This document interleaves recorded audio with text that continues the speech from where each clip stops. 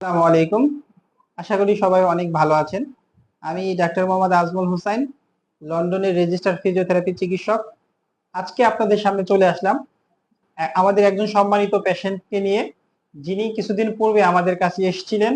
উনার পায়ের গোড়ালিতে প্রচন্ড পরিমাণে ব্যথা ছিল এবং যেটা উনি ঘুম থেকে ওঠার পরে যখন পাটা মাটিতে রাখতেন, ঠিক তখনই তীব্র ব্যথা উনি অনুভব করতেন। তো সেই সমস্যা নিয়ে সরাসরি পেশেন্ট আমাদের কাছে চলে আসেন। আসার পরে আমরা ডায়াগনোসিস করে প্রপার ভাবে ওনাকে দেখি, দেখার পরে ওনার যে প্রবলেমটা আমরা খুঁজে পাই সেটা হচ্ছে ক্যালকেনিয়ার স্পার, হ্যাঁ, কাটার মতো হাড় বৃদ্ধি, যেটা পায়ের গোড়ালিতে ওনার হয়েছিল। তো আমরা এর পরবর্তীতে সিদ্ধান্ত অনুযায়ী আমরা ওনাকে সবচেয়ে বিজ্ঞানসম্মত খুব সুন্দর একটি ট্রিটমেন্ট, যেটা আমরা অলরেডি অনেকেই এই বিষয়ে জানেন, অলরেডি আমার এই ভিডিও দেয়া আছে, তো সেটা আমরা ESWT, extra corporeal shock wave therapy, সেই থেরাপির প্ল্যান অনুযায়ী আমরা ওনার জন্য 7টা ট্রিটমেন্ট সেশন প্ল্যান করি এবং আলহামদুলিল্লাহ আল্লাহর রহমতে এই 7টা ট্রিটমেন্ট সেশন কমপ্লিট করে আজ উনি কতটুকু সুস্থ সেটা আসলে আমরা ওনার মুখ থেকেই শুনবো। তাহলে চলুন আমরা শুনে আসি আমাদের সম্মানিত পেশেন্টের অনুভূতিটা কেমন। আসসালামু আলাইকুম ভাইয়া, কেমন আছেন? আছি আলহামদুলিল্লাহ। আচ্ছা, ওকে, ফাইন। তো ভাইয়া, আপনি তো আমাদের এখানে একটা সমস্যা নিয়ে আসছিলেন। আচ্ছা, তো সেটা আমরা ডিটেইলসে শুনবো। তার পূর্বে আপনি একটু আপনার পরিচয়টা একটু যদি আমাদেরকে বলতেন। আমি নাহিদ মনসুর খান। আমি পেশায় একজন ব্যবসায়ী, কেমিক্যাল বিজনেস আছে। আচ্ছা, ওকে, ফাইন। আচ্ছা আচ্ছা, আপনি আমাদের এখানে আসার পূর্বে আপনি কি সমস্যায় ভুগতেন সেটা একটু যদি বলতেন। সমস্যা ছিল আমার ওই যে গোড়ালিতে প্রচন্ড ব্যথা করতো। এটা হয়েছিল যে কিছুদিন আগে রেল লাইন এরিয়া পার হওয়ার সময় পাথরের একটা কোনা, ওই জুতার সোলটাও চিকন ছিল, ওই জায়গায় পাটা পড়ার ফলে প্রেশারটা অতিরিক্ত হওয়ার পরে একটু ওইখানে ব্যথা হয়েছিল। তো ভাবছিলাম জল পথে সেরে যাবে, যখন পেন কিলার খেয়েছিলাম, কিন্তু 1.5-2 মাস পর থেকে সম্পূর্ণ বিপরীত। মানে ব্যথা ব্যথা বলতে বিশেষ করে ঘুম থেকে ওঠার পরে পা নিচে রাখতেই পারতাম না, রাখতেই পারতেন না। বাঁকা হয়ে ইয়ে করে হাঁটা লাগতো।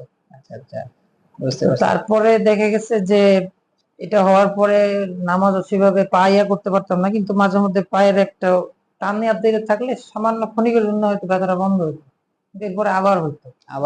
একসময় দেখা গেছে যে পায়ের উপরে ওই ব্যথাটা স্প্রেড করে পা ফুলে গেল, তখনই চিন্তা করলাম যে না, এখন আর ডিলে করা ঠিক হবে না, মানে আর হাঁটতেও পারতাম না। তারপরে ভাইয়ের এখানে আসছে আর কি। তো উনি যখন অ্যাকচুয়ালি আমাদের এখানে আসেন, আমরা মূলত দুইটা প্রবলেম ওনার পেয়েছিলাম। একটা হচ্ছে যে ওনার মাইনর একটা অ্যাঙ্কেল স্প্রেন ছিল এবং পাশাপাশি ওনার পরবর্তীতে আমরা যখন এক্স-রে করি, যেহেতু ওনার আরেকটা প্রবলেম আমাদের সাথে শেয়ার করে, যে ঘুম থেকে ওঠার পরে যখন প্রথম পাটা মাটিতে রাখেন তখনই উনি পায়ের গোড়ালিতে তীব্র ব্যথা অনুভব করেন। তো যার কারণে আমরা পরবর্তীতে এক্স-রে এর মাধ্যমে আমরা ডায়াগনোসিস করি বা দেখতে পাই যেটা, যে ওনার ওইখানে ক্যালকেনিয়ার স্পার হয়েছে।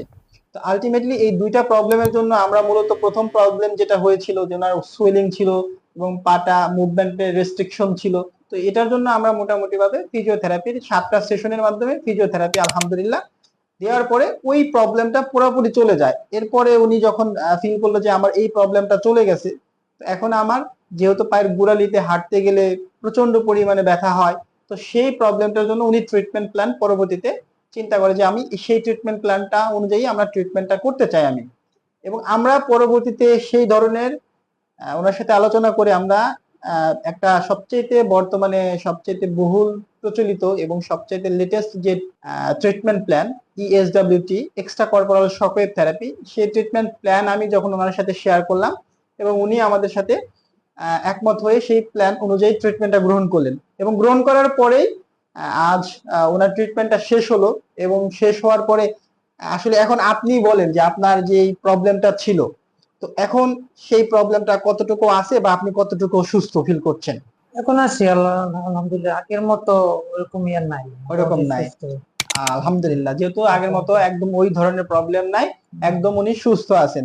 আচ্ছা, এখন আগে এরকম হতো যে ওই যে অজু করার সময় তো আমি পা ধুচ্ছি, একটু উপরে হইলেও এখানে ব্যথা করতো, সেটাও নাই। সেটাও নাই। তা আলহামদুলিল্লাহ, উনি দেখেন অজু করতে যেতেন বা উনি নামাজ পড়ার জন্য যে বসতেন, হ্যাঁ, তো সেটাতে অনেক প্রবলেম হতো, সেই প্রবলেম গুলো ওনার এখন আর আলহামদুলিল্লাহ আল্লাহর রহমতে নেই। তো আমরা এই জন্যই বলি যে একজন সচেতন নাগরিক হিসেবে আহ, ব্যথার জন্য কখনোই পেইন কিলার না খেয়ে একজন বিশেষজ্ঞ ফিজিওথেরাপি চিকিৎসকের পরামর্শ অনুযায়ী যদি একজন আহ, রোগী চিকিৎসা গ্রহণ করে, আশা করা যায় খুব অল্প সময়ে সঠিক ফিজিওথেরাপি চিকিৎসা নিলে অল্প সময়ে সেই সমস্যা থেকে সমাধান পাওয়া সম্ভব।